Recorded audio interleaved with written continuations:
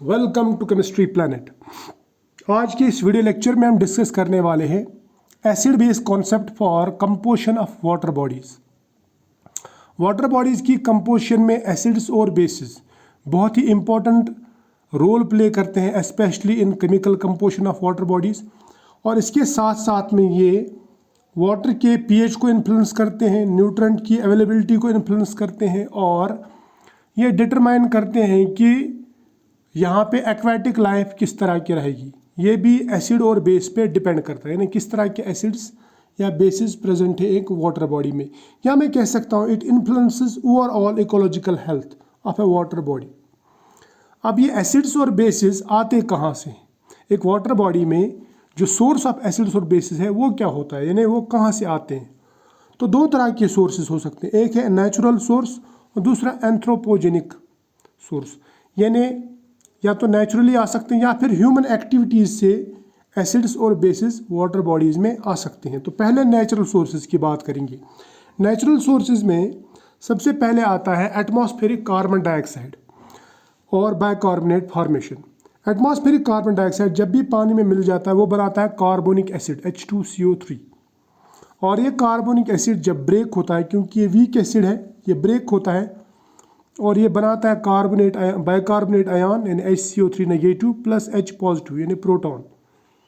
ये proton donor है और जो वाटर के साथ में हाइड्रोनियम आयन बनाता है और वाटर का जो pH है वो डिक्रीज हो जाता है, वो एसिडिक वाटर हो जाता है। ठीक है।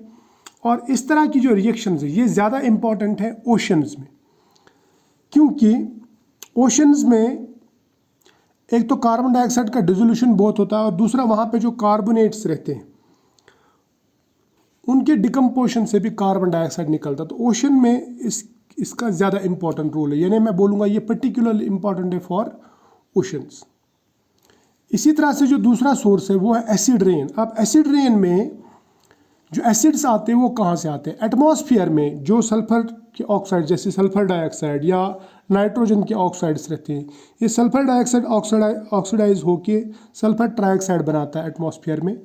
फिर जब ये प्रेसिपिटेशन के साथ में यानी रेन के साथ में, रेन जो पार्टिकल्स रहते हैं या रेन वाटर ड्रॉपलेट्स जो रहते हैं उनके साथ में जब ये मिल जाता है तो ये बनाता है H2SO4 यानी सल्फ्यूरिक एसिड।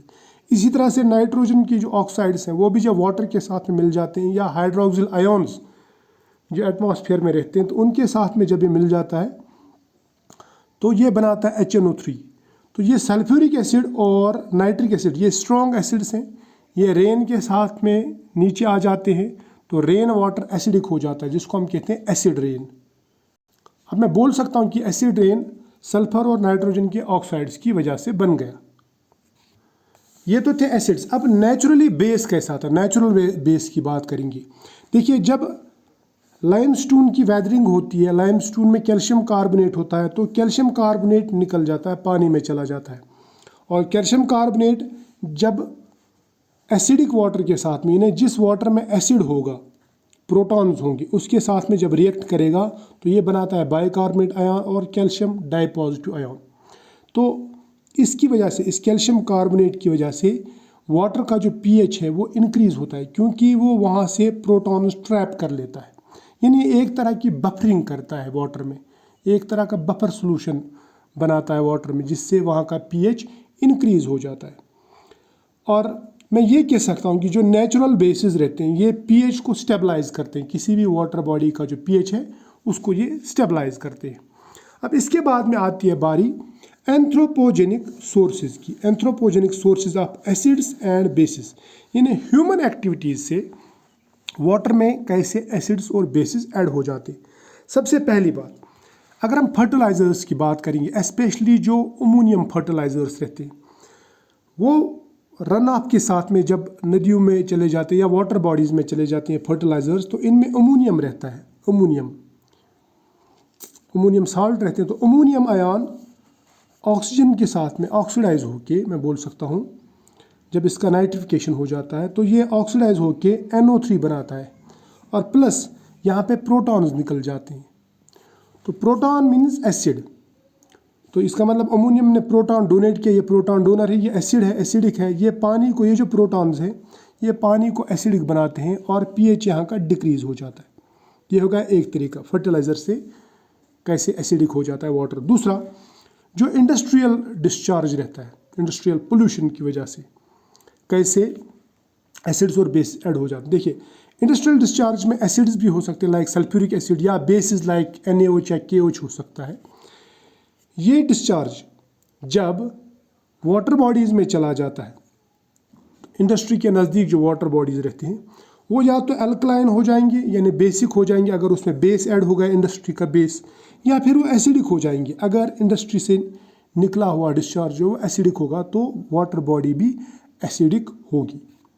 तो इसका मतलब इंडस्ट्रियल पोल्यूशन से भी वाटर एसिडिक या बेसिक हो सकता है। अब तीसरा जो है, तीसरा एंथ्रोपोजेनिक यानी ह्यूमन एक्टिविटी, वो है अर्बनाइजेशन। देखिए, शहरों में क्या होता है, जो सीवेज होता है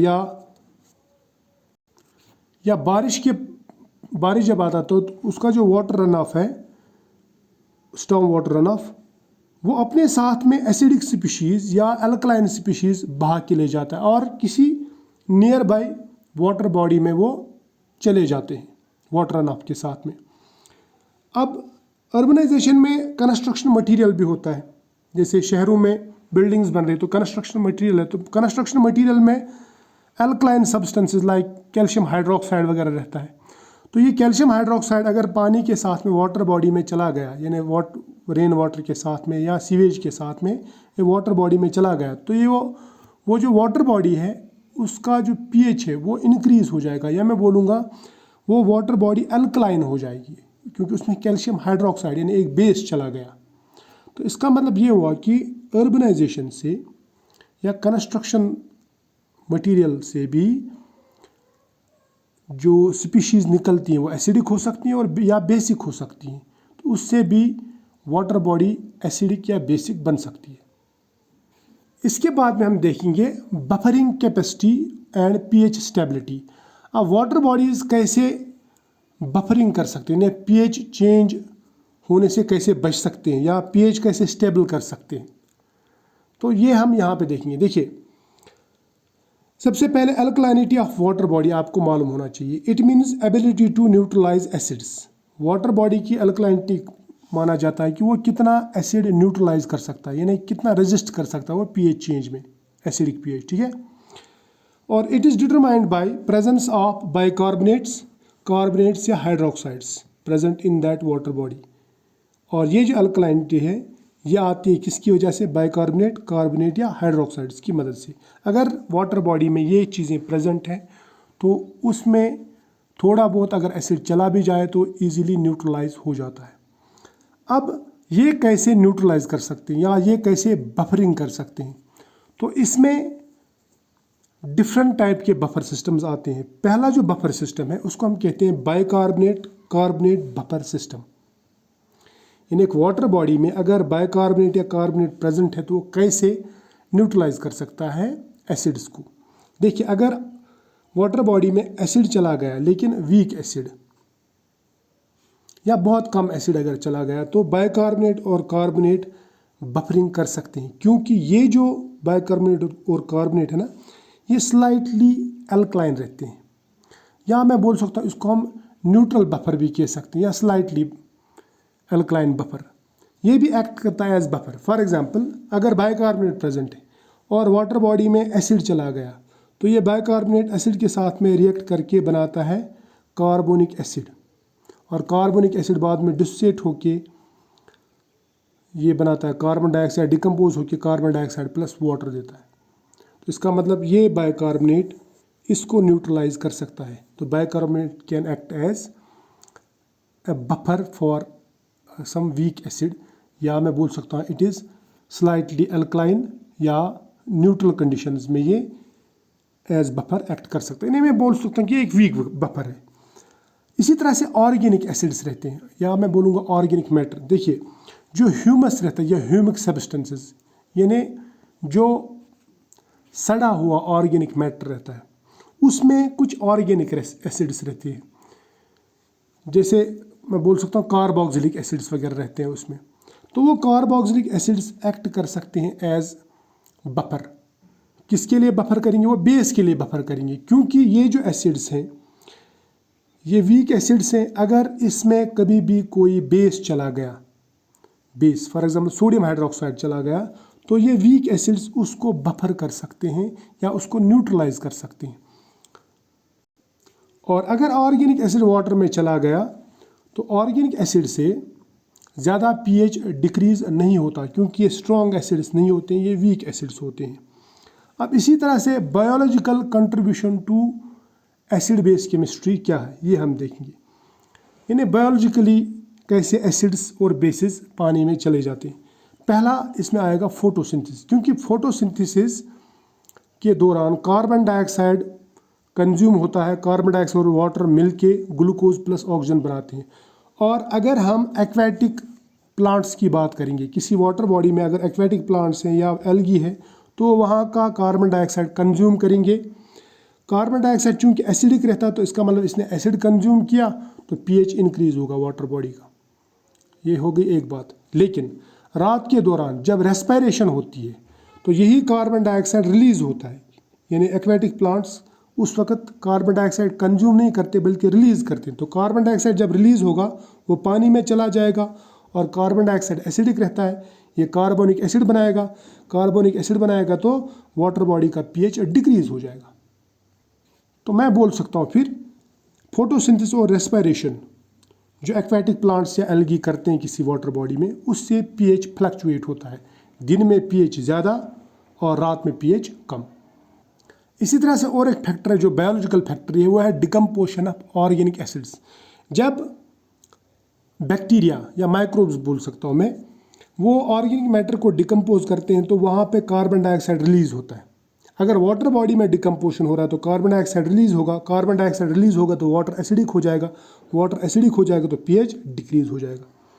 इसी तरह से अगर एनॉक्सिक कंडीशंस यानी जहाँ पे ऑक्सीजन नहीं है, वहाँ पे H2S और methane as by products release होते हैं, वहाँ पे भी डिकम्पोजिशन होता है, लेकिन एनॉक्सिक डिकम्पोजिशन, उससे भी पीएच इफेक्ट होता है।